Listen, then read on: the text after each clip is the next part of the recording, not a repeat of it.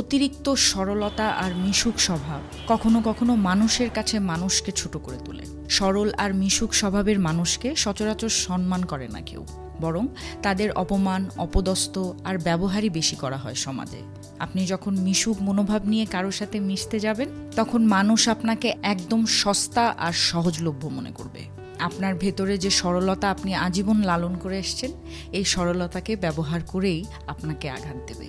এমনকি আপনার কাছের মানুষগুলো এই সুযোগ হাতছাড়া করবে না, একদমই খেয়াল করবেন।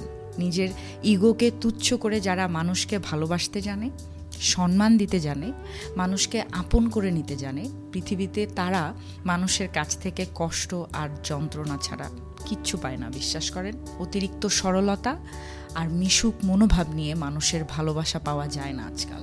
যা পাওয়া যায় তা হচ্ছে অপমান, অবহেলা, অবজ্ঞা আর একটি হতাশাগ্রস্ত জীবন।